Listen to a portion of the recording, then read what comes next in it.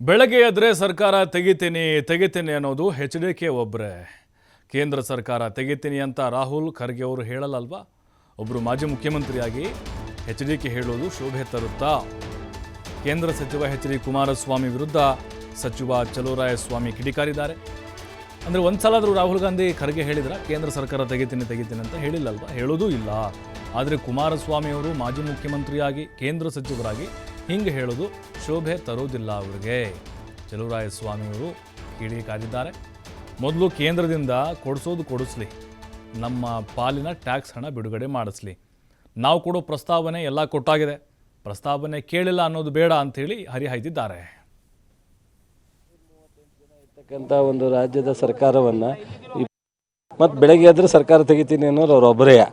So ಯಾರು ನಾವೀಗ ಕೇಂದ್ರ ಸರ್ಕಾರ ತೆಗಿತೀವಿ ಅಂತ ರಾಹುಲ್ ಗಾಂಧಿಯವರು ಹೇಳಲ್ಲ ಅಥವಾ ಮಲ್ಲಿಕಾರ್ಜುನ್ ಖರ್ಗೆಯವರು ಹೇಳಲ್ಲ. 138 ಜನ ಇರ್ತಕ್ಕಂಥ ಒಂದು ರಾಜ್ಯದ ಸರ್ಕಾರವನ್ನು 28ವರೆಗೂ ಇರಲ್ಲ, ನಾಳೆ ತೆಗಿತೀನಿ ಅನ್ನೋರು ಇವರೊಬ್ಬರೇ. ಒಬ್ಬರು ಮಾಜಿ ಮುಖ್ಯಮಂತ್ರಿ ಜನಪ್ರತಿನಿಧಿಗಳು ಅಶೋಭೆ ಬರುತ್ತಾ ಅನ್ನೋದು ಫಸ್ಟ್ ಅರ್ಥ ಮಾಡ್ಕೋಬೇಕು. ಜೊತೆಗೆ ಇನ್ನೊಂದೇನೋ ಹೇಳಿದ್ರಲ್ಲ ನೀವು,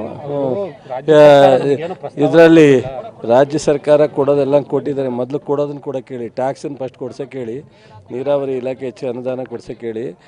ಕಳೆದ ಬಾರಿ ಘೋಷಣೆ ಮಾಡಿದಂಥ 15,000 ಕೋಟಿಯನ್ನು ಕೊಡಲಿಲ್ಲ.